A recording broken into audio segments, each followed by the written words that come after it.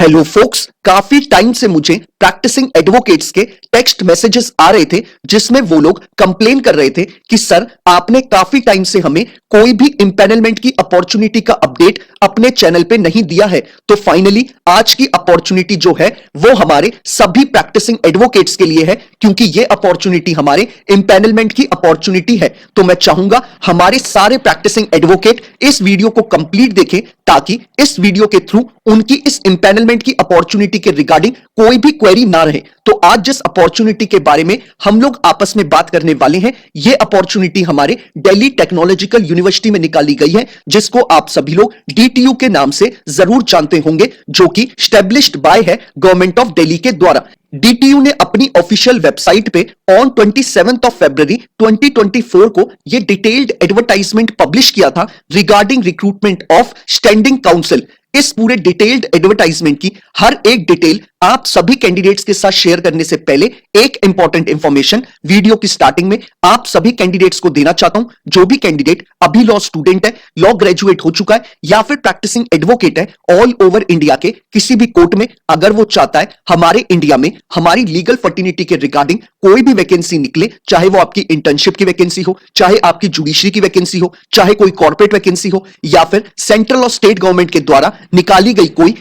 कोई बैंक की वैकेंसी हो, पब्लिक सेक्टर अंडरटेकिंग यानी पीएसयू की वैकेंसी हो, या फिर हमारे प्रैक्टिसिंग एडवोकेट्स के लिए निकाली गई कोई इंपैनलमेंट की वैकेंसी हो, it means all over India में हमारे लीगल फर्टिनिटी के रिगार्डिंग कोई भी वैकेंसी निकलेगी, उस वैकेंसी की रिगार्डिंग आप सभी कैंडिडेट्स को इस चैनल पे टाइमली अपडेट प्रोवाइड कराई जाएंगी, ताकि आप सभी लोग टाइमली इन रिक्रूटमेंट प्रोसेस का पार्ट बन पाए और जल्दी से जल्दी एक अच्छी अपॉर्चुनिटी को ग्रैब कर पाए। तो मैं चाहूंगा जिस भी कैंडिडेट ने अभी इस चैनल को सब्सक्राइब नहीं करा है वो मेक श्योर करे कि वो इस चैनल को बिना सब्सक्राइब करे ना जाए, ताकि इस चैनल पे आने वाली हर एक दिन एक लीगल अपॉर्चुनिटी की अपडेट आप किसी भी कैंडिडेट से मिस आउट ना हो। अब हम इस डिटेल्ड एडवर्टाइजमेंट के बारे में बात कर लेते हैं। डीटीयू ने अपनी ऑफिशियल वेबसाइट पे ये 27 फरवरी को पूरा डिटेल्ड एडवर्टाइजमेंट पब्लिश किया था, जिसमें इन्होंने हमें इन्फॉर्म कराया कि ये एडवर्टाइजमेंट हमारा इंपैनलमेंट का एडवर्टाइजमेंट है, जिसमें एडवोकेट्स को इंपैनल किया जा रहा है डीटीयू के द्वारा।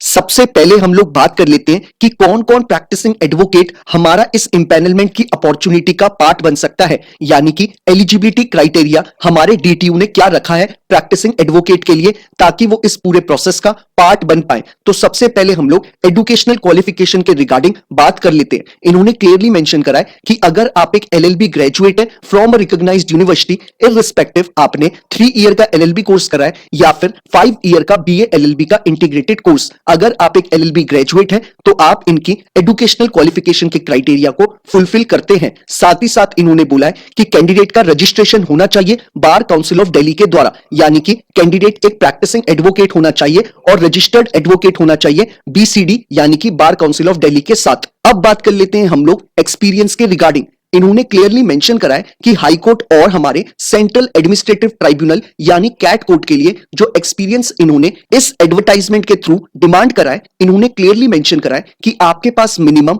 5 साल का एक्सपीरियंस होना चाहिए as a practising advocate high court में और हमारे सेंट्रल एडमिनिस्ट्रेटिव ट्राइब्यूनल कोर्ट्स में, जिसमें आपने गवर्नमेंट डिपार्टमेंट के केसेस को हैंडल करा हुआ होना चाहिए। साथ ही साथ आपने रिट पिटीशंस और अपील फाइल करी हुई होनी चाहिए हाई कोर्ट में और हमारे कैट कोर्ट में। साथ ही साथ इन्होंने बोला है कि आपके पास हाई कोर्ट की, सेंट्रल एडमिनिस्ट्रेटिव ट्राइब्यूनल कोर्ट्स की और हमारे सर्विस मैटर्स की और लेबर कोर्ट्स की आपको एक अच्छी खासी वर्किंग नॉलेज होनी चाहिए और आपको उन कोर्ट्स के प्रोसीजर्स की भी नॉलेज होनी चाहिए। साथ ही साथ इन्होंने बोला है कि कैंडिडेट के पास एक अच्छी कम्युनिकेशन स्किल्स का सेट होना चाहिए और उसको लॉ की फाइन नॉलेज होनी चाहिए। अब बात कर लेते हैं हम लोग डिस्ट्रिक्ट और सबऑर्डिनेट कोर्ट्स के एक्सपीरियंस के रिगार्डिंग। इन्होंने क्लियरली मेंशन करा है कि कैंडिडेट के पास मिनिमम 4 साल का एक्सपीरियंस होना चाहिए, जिसमें उसने हाई कोर्ट और हमारे डिस्ट्रिक्ट कोर्ट में प्रैक्टिस करी हुई होनी चाहिए। साथ ही साथ इन्होंने बोला है कैंडिडेट के पास वर्किंग नॉलेज होनी चाहिए और उसे प्रोसीजर्स की नॉलेज होनी चाहिए डिस्ट्रिक्ट कोर्ट्स की,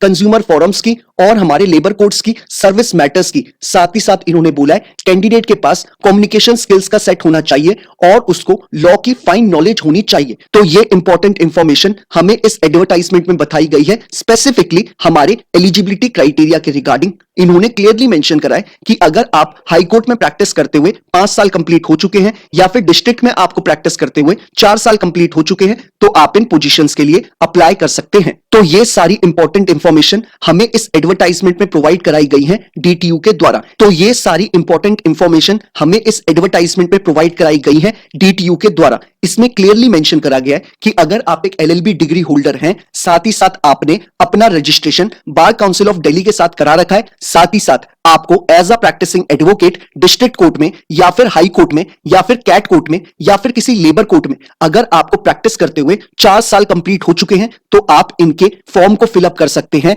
आप इनके इंपैनलमेंट की अपॉर्चुनिटी का पार्ट बन सकते हैं। अब बात कर लेते हैं हम लोग मोड ऑफ सिलेक्शन के ऊपर, यानी सिलेक्शन प्रोसेस के ऊपर। इन्होंने क्लियरली मेंशन करा है कि अगर नंबर ऑफ कैंडिडेट्स ज्यादा अप्लाई नहीं करेंगे इस इंपैनलमेंट की पोजीशन के लिए तो ये लोग हर एक कैंडिडेट को इंटरव्यू के लिए कॉल करेंगे। लेकिन अगर नंबर ऑफ एप्लीकेंट्स बहुत ज्यादा होंगे तो आपके एप्लीकेशन फॉर्म के बेसिस पे आपको डीटीयू शॉर्टलिस्ट करेगा और जिन कैंडिडेट को शॉर्टलिस्ट किया जाएगा उन्हें डायरेक्टली इंटरव्यू के लिए बुलाया जाएगा और उन कैंडिडेट्स को डीटीयू के पैनल के आगे इंटरव्यू फेस करना पड़ेगा और जो भी कैंडिडेट इंटरव्यू को क्लियर करेगा फाइनली वो डीटीयू के साथ एक इंपैनल्ड एडवोकेट होगा। साथ ही साथ इन्होंने क्लियरली मेंशन करा है कि आपको इंटीमेट इंटरव्यू के लिए किया जाएगा ईमेल एड्रेस के द्वारा, यानी कि आप जब इस फॉर्म को फिलअप करेंगे तो मेक श्योर करें कि आप अपना मोबाइल नंबर और साथ ही साथ अपना एड्रेस और आप ईमेल एड्रेस सारी चीजें बहुत ध्यान से फिलअप करें अपने फॉर्म में। अब बात कर लेते हैं दूसरी इंपॉर्टेंट इंफॉर्मेशन के बारे में।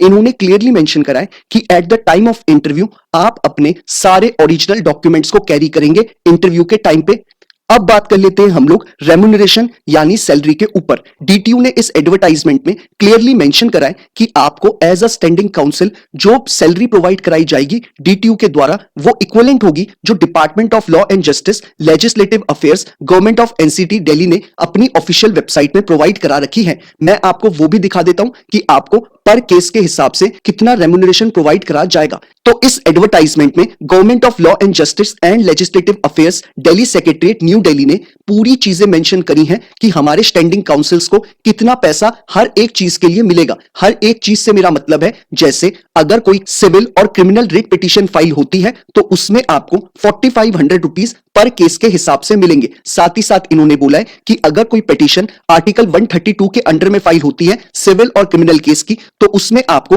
1800 पर केस के हिसाब से मिलेंगे। साथ ही साथ इन्होंने ऐसे ही स्टेप बाय स्टेप आपको हर एक चीज मेंशन करी है। जैसे इन्होंने बोला है कि अगर कोर्ट में सिविल और क्रिमिनल रिवीजन पिटीशन कोई फाइल होती है तो उसके आपको 2100 रुपीज पर केस के मिलेंगे। साथ ही साथ इन्होंने आपको मेंशन करा है इसमें कि अगर आप कोई आर्बिट्रेशन केस को हैंडल करते हैं तो 12,000 रुपीज आपको पर केस के मिलेंगे इंक्लूडिंग ऑल एक्सपेंसेस। ऐसे ही इन्होंने डिपार्टमेंट ऑफ लॉ ने इस पूरे डिटेल्ड नोटिफिकेशन में आपको हर एक चीज का पैसा बताया है कि आपको कौन सी चीज फाइल करने पे और कौन सी चीज का रिप्लाई फाइल करने में और कौन से केस में आपको कितना रेम्यूनरेशन प्रोवाइड कराया जाएगा। तो ये सारी चीजें हमें डीटीयू में प्रोवाइड कराई जाएंगी अगर आप कुछ भी ऐसा फाइल करते हैं तो डीटीयू ने हमें क्लियरली मेंशन करा है अपने एडवर्टाइजमेंट में कि वो लोग डिपार्टमेंट ऑफ लॉ के नोटिफिकेशन को फॉलो करेंगे रेम्यूनरेशन के रिगार्डिंग। अब बात कर लेते हैं हम लोग कि हमें इस पूरे रिक्रूटमेंट प्रोसेस का कैसे पार्ट बनना है। वीडियो के नीचे जो आपको डिस्क्रिप्शन बॉक्स अवेलेबल है